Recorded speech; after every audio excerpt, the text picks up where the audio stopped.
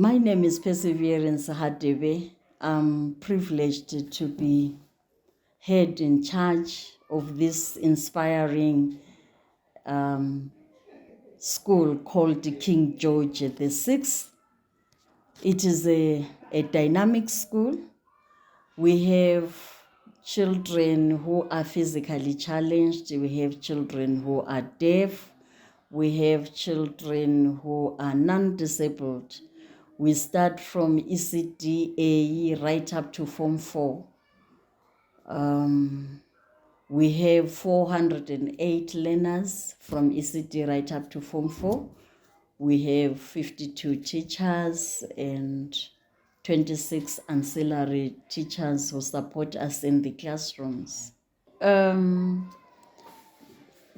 Children with special needs are very special, and they shouldn't be embarrassed by having children with special needs. The children with special needs mustn't be locked away somewhere.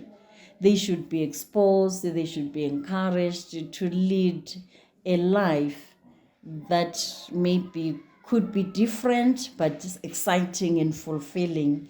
Here we find that with the various challenges, children find this place home. They enjoy, they share their feelings, and that's what would encourage the parents to do also, just to get to know how their children operate. And you find that the children are very creative and intelligent, and they teach us lots of exciting things that you wouldn't really think about. I remember one time we were preparing for drama competitions, and then the learners plus the teacher, they came up with a drama which made children with challenges be the norm. It was like it was in a country where that was the norm. People in wheelchairs, people who were dwarfs, people who had various challenges was looked at as the norm. And those who are so-called the normal with the ones who were abnormal. So it was kind of an exciting drama. So we do joke about the challenges that are there. We talk about them. We educate the children. So we want the parents to attend workshops to learn more about the different types of abilities. They make some clubs, they compare notes, they share. It's very helpful to make the associations of parents with children with disabilities live and kicking. It's helpful. Here as a special school, we do what we call multidisciplinary approach. We have the education side where we teach. And when we teach, our approach is like we don't teach a class, as it were. We teach individuals in a class. So to go with the teaching, we have physiotherapy. Children are withdrawn from the classes to go and do physiotherapy. So we work with therapists who help us even with the sitting arrangement of the children, the size of the table, the types of chairs and everything. They do all those things together with us. So we work together with the physiotherapy department. But there are some learners who also need to be taught how to do independent living skills. So some are withdrawn to do occupational therapy.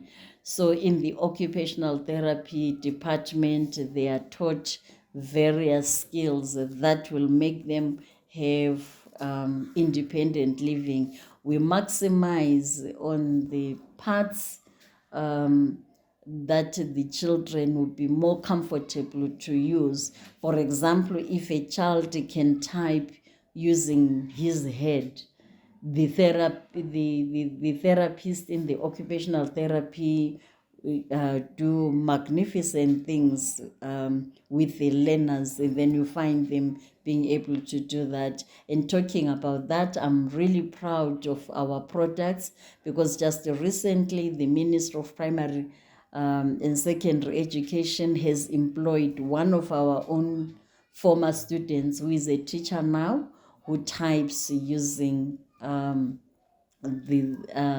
kind of assistive device that was designed by the occupational therapy department. Some do threading using their toes, some write using their mouths.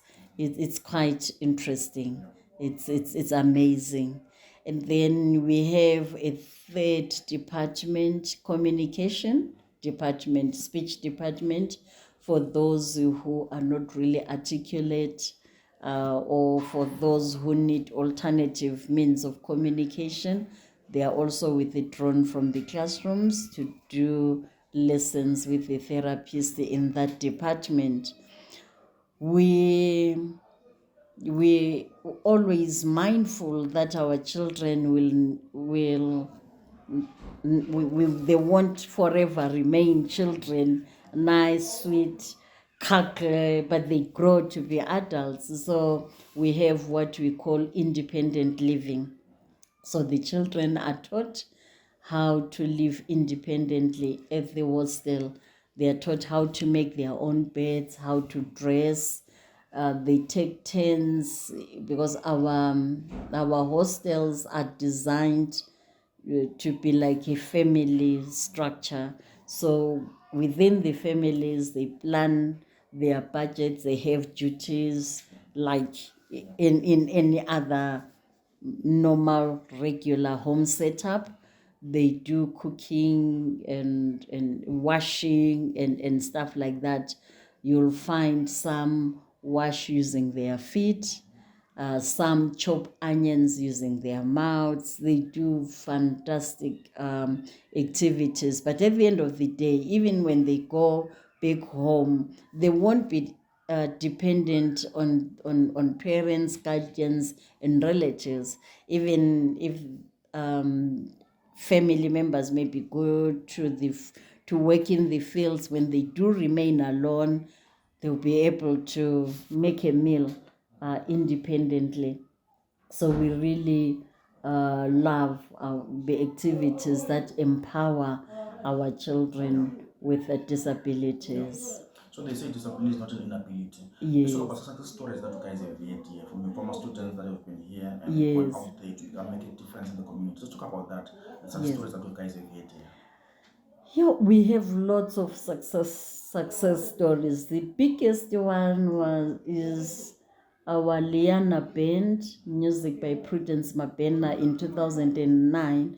They went to America and won an Oscar award. So all the band members had various disabilities. So, but they were able to win an Oscar award. That was very prestigious for the school. We have some deaf learners who have competed in South Africa and have won in awards, being first, competing with South Africa, Swaziland, and Botswana, but Zimbabwe has come top through our deaf learners. Just the last year, our primary deaf learners and secondary deaf learners went to Harare to compete in quiz. We represented the province and they did a splendid job. So we have lots of success stories. We have our former learners who have done well, have gone through university, are doing well now in various places. We have some who have done like hairdressing, since we do cosmetology, who are now renting some chairs in various salons, and they're doing a great job. Like now, mainly when I want to do my hair. If I don't have time to do it during school hours, I make sure that when I go to town, I look for my former learners.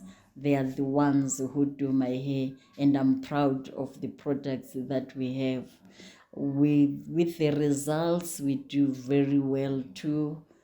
We compete with other schools. We have won certificates from Better Schools Awards when we have competitions at district and provincial level. Our children also participate in sports. We do very well.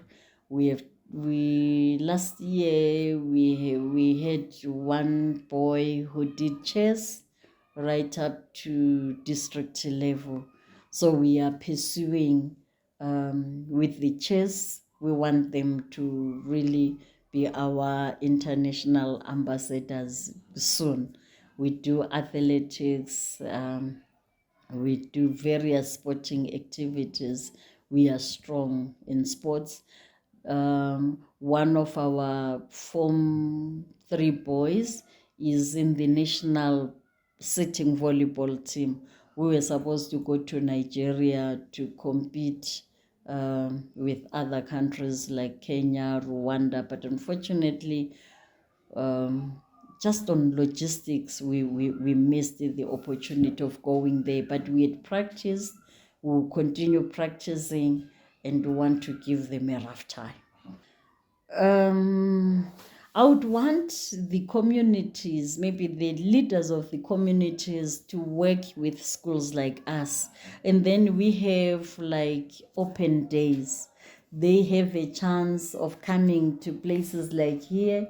They see what the children do, or maybe we get invited to various communities.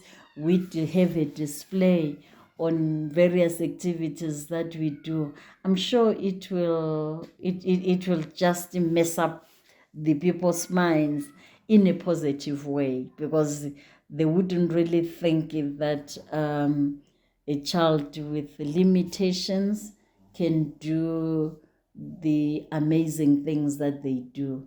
I work here. I know my children are capable of doing great things. But I remember one day I went to this classroom. They were doing some sewing, and there was one girl who didn't have both upper limbs. So I found her threading a needle with her toes. I said, Spiwe, I know you can do all these fantastic things, but this, I really salute you, my baby girl. I was so impressed. I was super excited. They always amaze me. I'm proud of them. Special needs education is my passion. I live it, I dream it, I love it. They inspire me. I watch them grow, and I see the transformation that happens in their lives, and I'm just grateful. I'm just grateful to God for the amazing things that happen at the end of the day. It's important to have an opportunity to impact in their lives in one way or the other. We've got some opportunities of people coming maybe as volunteers to see how we work, and in various ways they can be our friends. I was yet King George VI more than 10 decades ago. And it was special to be here because as a student you are well catered for. All your needs are taken in consideration. And we have a very supportive staff that really understand the learner as an individual. And when I finished here, I did pretty well. That I even went to college, and after college, I went to university, and then I got a job with an NGO of where I worked for about 10 years. But due to the economic situation, the organization actually scaled down. So I left because I wanted to do some things that were more challenging. Personal, I did quite a few, some freelancing, writing, report writing, compiling magazines for other organizations. And then I decided to come back home. With the help of the school head, Mrs. Hadebe, I came back here because I had some programs that I was working with the current learners. And they thought it was a good move for me to be here full time. I came here and I joined the government in teaching. And funny enough, I really enjoyed the teaching because the young learners, we related, we shared a lot of common ground. As a staff member, teacher, we has a disability and them having the disability. It was very special. So I've been working with the learners since 2009. A lot of them have left, yet KG6, but they're always coming back because they feel what I gave them, what I contributed towards in their lives, it was really special, and it took them far in life, right? So I don't only teach in the classroom, but the way I do accounts and I do English language as well, and I'm teaching the deaf, so I teach in sign language.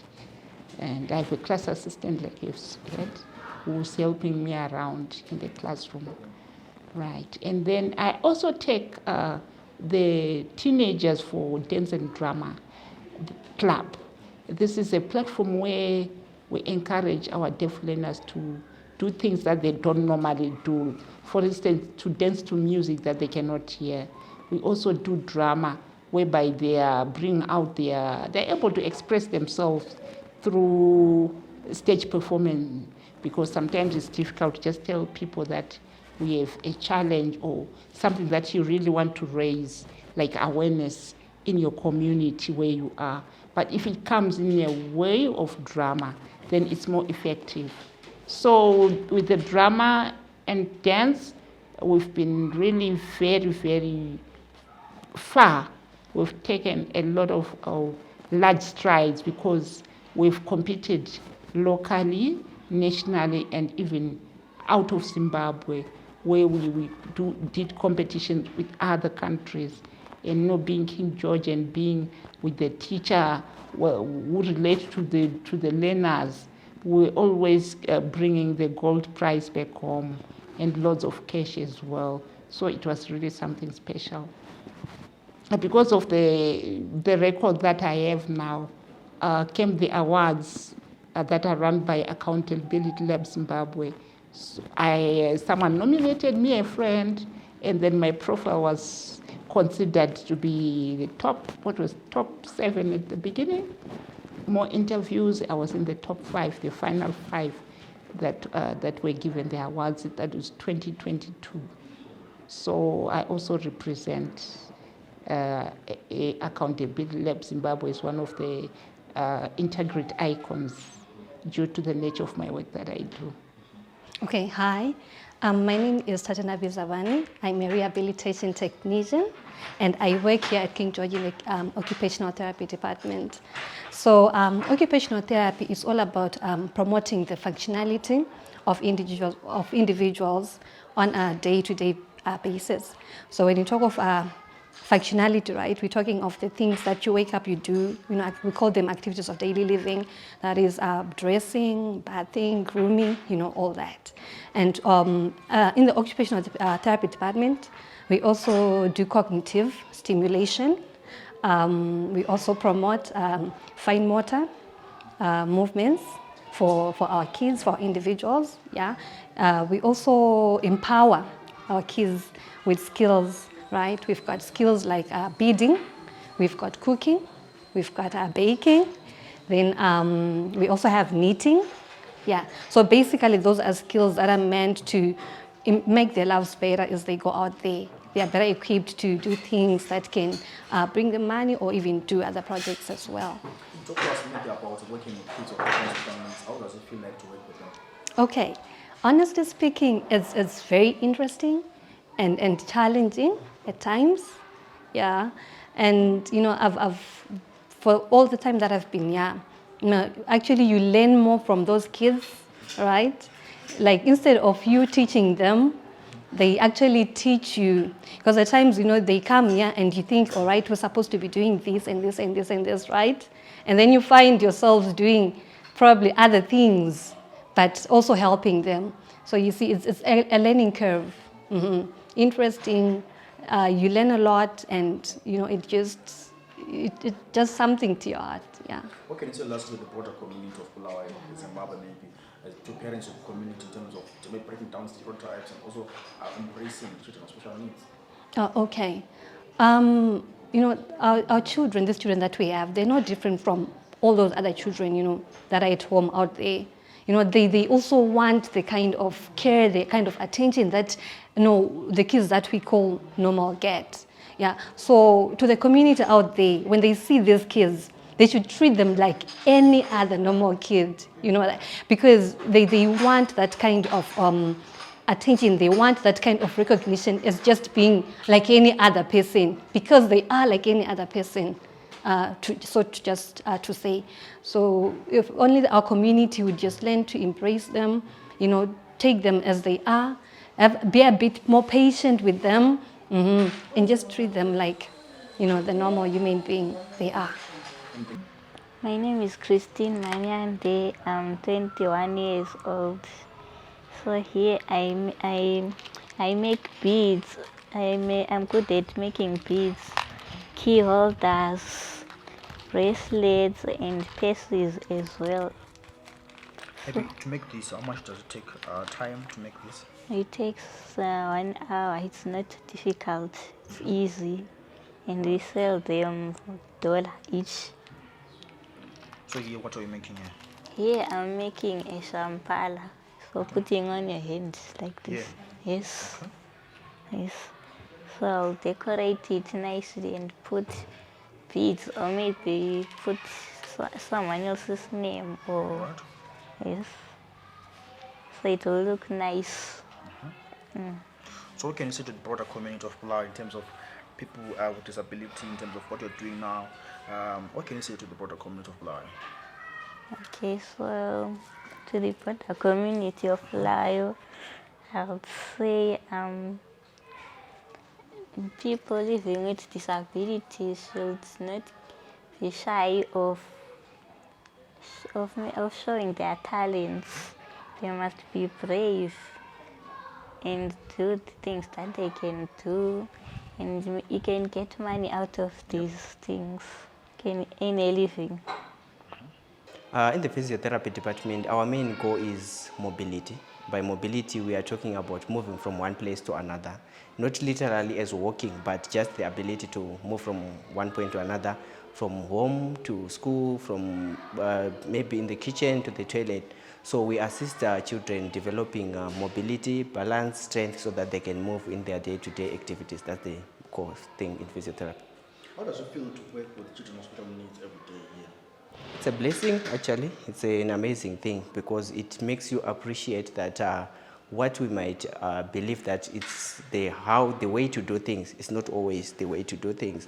You actually get to see that there are abilities that are hidden within us that come out if things are not going in the way that we thought of.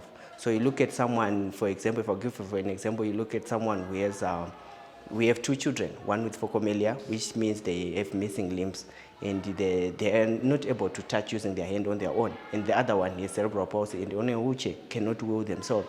And you see that child with phocomelia using their chest to push another child. Naturally tells me you can help anyone regardless of your situation. So it's really a blessing and a life-transforming situation for me. So here we have static bikes, we have a treadmill, we have low beds, we have a hydrocollator, we have a multi-purpose gym. which is the main equipment that we use. We also have small things like massagers, etc. But you find that most of our equipment is worn down, it's worn out, and it's also no longer adjustable. So it's a matter of you try to find a way that you can bring the best possible result. And also on part of the things that are not really here, but wheelchairs and assistive devices, in short, you find that we run short of wheelchairs, crutches, walking frames, things like calipers. So that's the major challenge that we usually face. And parents at times, they won't be having the money to repair their children's devices. You find that the child will be having a wheelchair that is almost torn, which might be a hazard to the child. But if we could have assistance from something like that, our work would be an amazing one and it will be flowing. Parents, first of all, it's mostly of an understanding of people living with disabilities, understanding that disability doesn't mean inability, and embracing the children with disability, having health education, understanding of what does it mean to have a disability, what role should they play in assisting children, because you find that at times the parents will be hiding their children. Okay, my child has cerebral palsy or he has osteogenesis imperfecta, so I'm not going to take them to school. Take that child to school. Let's allow professionals to explore and find abilities and talents that the person can have. For example, you can look at people like Chipom Chegwa. She's doing great. She's living with a disability, but she's doing great through professional help. So it's very important that also the Blawayo community embraces people living with disabilities by giving them access to environments, access to resources, access to knowledge and everything, and including them in every step of decision making so that their lives and quality of their life is improved. I came here in 2006. When I came here, I started teaching the deaf learners. But at the present moment, I'm teaching learners with the inclusive, I'm teaching at an inclusive school, learners with different abilities. We've got learners with physical handicaps and learners who are normal in courts. How does it feel to teach us different kids with different special needs? How does it feel as a teacher? I really enjoy because I experience different capabilities when I teach them. And I also experience their different behaviors. Here we use the television. The television has got the rhymes and poems. Learners enjoy a lot when they learn through singing, through doing rhymes. We also have the dramatic area. At times give them time to dramatize. When they dramatize, they can easily grasp concepts since they like playing. We also have the visual and performing, the PE area, whereby we've got the balls. Those balls, we use them during PE. Learners in ECD enjoy playing. So most of the time, their learning is through playing. So what can you say? We also have the art area behind there. They use the crayons and scissors. When they color, they like coloring. They also like cutting. They do art so that they develop their fine motor skills. What can you say to a parent out there with a child at home and terms of fully embracing the child with special needs? Yes, what I can say to the parents who's out there, I can say that the parents should bring the child to school so that the child will learn a lot, because the disability is not inability. So every learner can learn given a conducive environment and also given a conducive situation. So I will encourage the parent to bring the child to school. Yeah, in spite of all our great successes that we always experience year in, year out, we do have some challenges. Like there is this saying that a handicapped child is a handicapped family, meaning that the family cannot really have adequate chance to go and maybe work, make some money, pay fees for their children, because they'll be traveling with them from the locations, coming to school, paying for maybe a wheelchair, the parent plus the child, and then when they come here, it's too expensive for them to go back, leave the child, so they spend most of their time around this school. So we have transport challenges. for our children, because in the public transport they pay more than the anybody else. So we would appreciate maybe if we could have like proper school buses that will cater for wheelchairs and everything, that maybe will collect children from their various stations, which means since they are scattered all over, I don't know how many buses we could have. Or in the meantime, maybe for people to partner up with us for bus fares, so that the children will be able to come with the assistance of bus fares, because that's where we need to start from. We can't teach if the children are not brought to school. So when they come to school, we realize that a number of them don't really use exercise books. They use like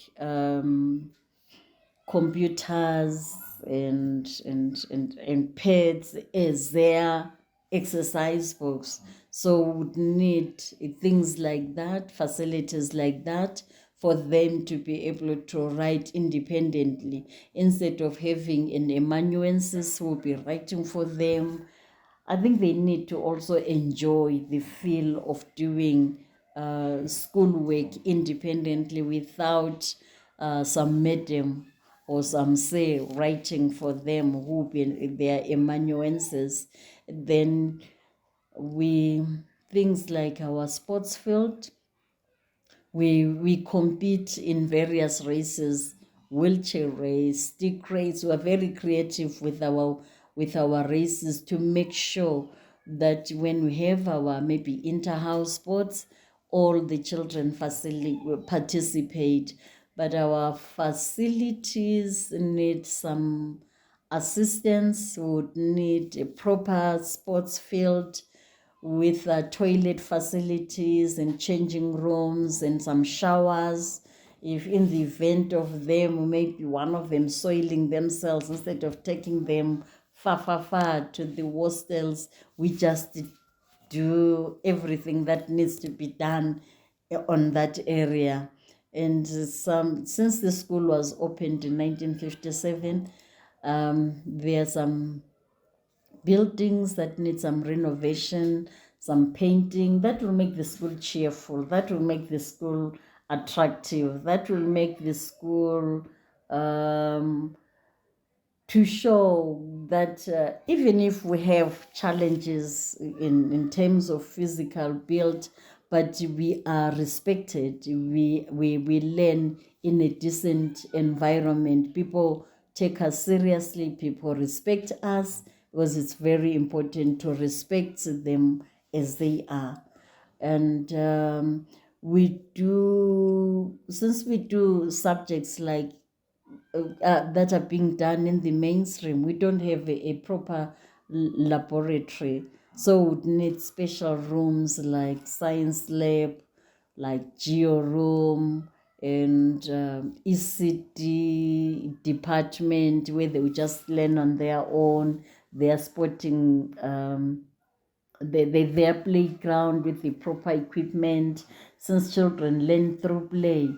But for them to be able to enjoy the play, it must have the safe and proper facilities that will make them look forward to going and play. I remember one of the days I was asking one of the children in an ECD class, asking them what was their favorite period. She said, "My favorite period is break." Typical of children. To them, they love playing. So we also have challenges in playing equipment and proper facilities. We do have what we are using, but we could do with some more. There are really more needs with children all together like this. And we always have very sad stories, some of them coming from home having not eaten anything. We do have a homegrown feeding program that was introduced by our leaders, but in most cases, we don't have the ingredients. We don't have even the proper pots and stuff like that to cook for our children.